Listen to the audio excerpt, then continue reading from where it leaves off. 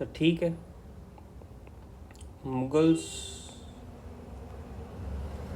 का डिक्लाइन शुरू हो गया है।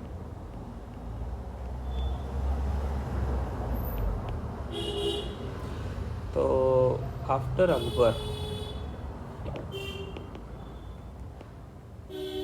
And Shahjahan,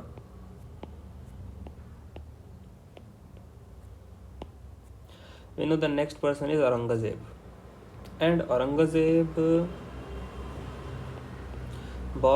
fought many civil wars, okay, to came into power. He's a very ruthless king.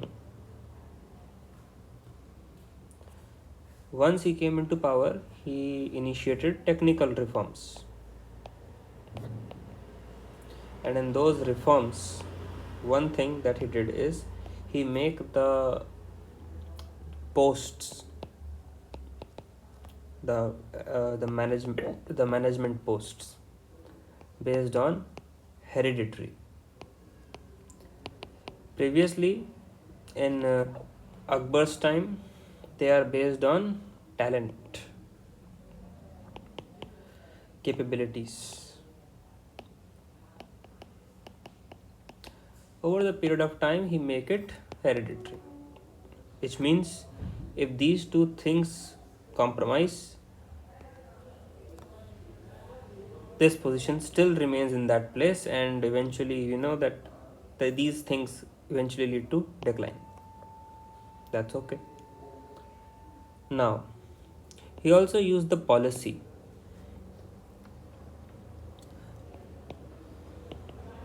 in his relations, that is blood and iron policy. As its name suggests, he used strong hand against their rivals in order to occupy more land. That's what his whole process is. Now, obviously, these kind of sharp edge methods after him, because he is a strong, capable ruler who can take these technical reforms and initiate these kind of policies and can live. I think 1707 to 1716. So in this period, because at 77 he died. 1707 he died. In this phase, in this period, we showed in this history that Mughals are declining.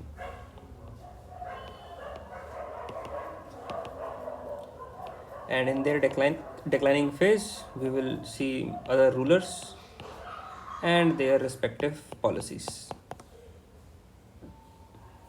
Okay. So the first figure is Bahadur. Don't go by the name. He's not Bahadur. He is just Bahadur Shah. Okay. He's the first weak ruler. Why he is weak ruler? Because we know the Mughal empire is on the decline. People working in the management of the empire are corrupt. So, and this is a man who initiate to conceive, basically to please everyone. Everyone, who are everyone? Everyone's are Rajputs, Jats, Sikh, Budelas. So he wants to please all the small rising kingdoms. Okay. he is able to please these three with his policy, that is appeasement. Whatever they want in certain restrictions, just give them so that they will be happy and will not bring trouble to the empire. Okay. There is another force in this, and there are Marathas. Marathas are not happy. Why they are not happy, we'll see that in later. But for the note being, we say okay, theek hai, someone is not happy. This community is also not happy. Not happy in the sense like that if the Mughals giving them possibilities to settle their lands, start businesses, make profit, and get prosper with time. So everybody is like, yo, that's it. Kachab, maja hi aa gaya. They all are happy. But if someone offered materialistic things, and there are certain communities who are rejecting these materialistic things, it means the issue is personal, and that's make them sick, and Marathas are not happy with this appeasement policy, or they are not happy with the Mughals. We will see that later why they are not happy. But remember, you can only possess people by materialistic things or by personal things. So materialistically he tried, he failed. The war is personal then. Now as we know that this particular emperor, we don't know actually, but this particular emperor is not very capable ruler. He is not good in policy. He's not good in activities that runs the system. So in his court, politics happens. Politics means just power struggles in the courts. Court में बहुत सारे लोग होते हैं इनके, ठीक है ना, नोबल्स होते हैं इनके कोर्ट्स में, ठीक है ना, उन्हें एडवाइजर्स भी कह सकते हैं. Basically the wise people who know the management, how to run the empire, who know the warfare methods. Basically they are miniature versions of Chanakya. Okay, so if the king is weak and he had many brothers, so advisors want their person to be the next king. ऐसा होगा ना. बहुत सारी औलादें हुई क्योंकि बहुत जोश था. एक राजा की गद्दी पे बैठा हुआ है अभी, बाकी भाई कह रहे हैं हमको भी बनने का है. इसके पास अगर इसके एडवाइजर्स हैं, नोबल्स हैं, तो इन सब के पास भी तो होंगे अपने अपने. और अगर किंग ही वीक है, यानी कि उसकी ही बुद्धि मंद है, ऐसा बोलना नहीं चाहिए, सब हिस्टोरिकल फिगर्स हैं, बट द आइडिया इज के if they are weak, then these advisors and nobles will sense it, because of course they are smart people. And the idea is, if this advisor and noble are supported by the king, then king will give them money and other materialistic things for their pleasure and their power.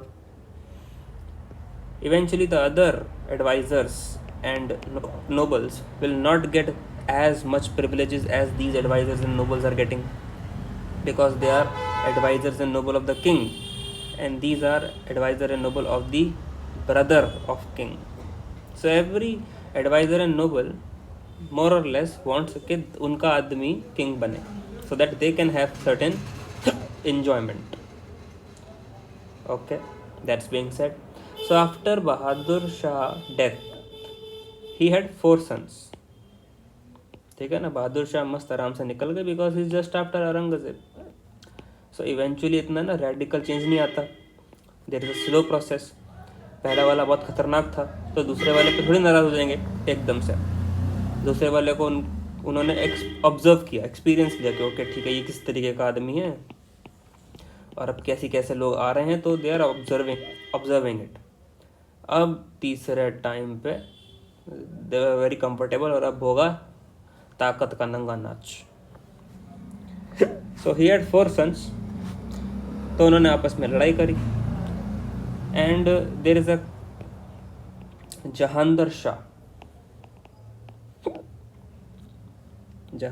Shah become victorious, ये जीत गया, because he was supported by the Shia group Zulfiqar Khan.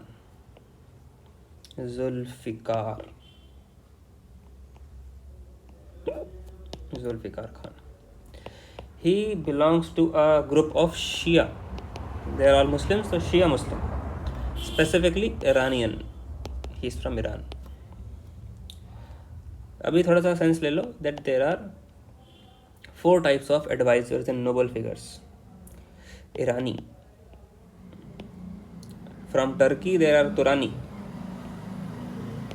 From Afghanistan there are Afghani. And the mixed breeds are Hindustani. Those Muslims who get whatever. So the Shias are Iranian and these two are Sunnis, and this is mix. So if the Shia is the advisor of the king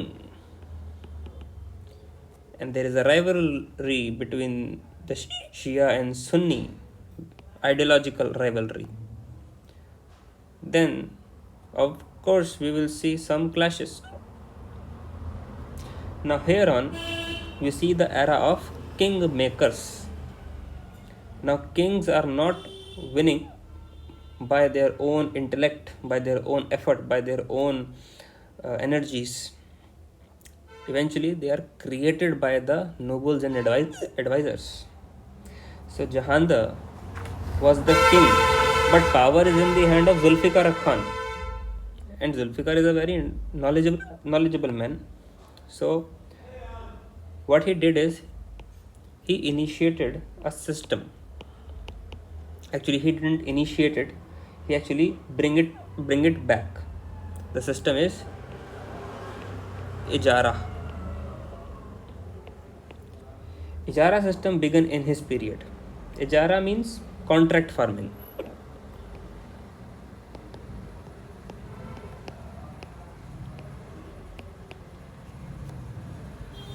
Okay, so if I give you contract, you collect taxes and then we both share money. Later this similar method is adopted by Britishers also. In the name is different, and the name was permanent settlement.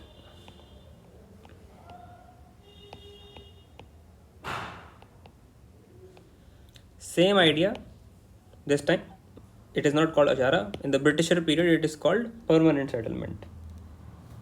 Thank you.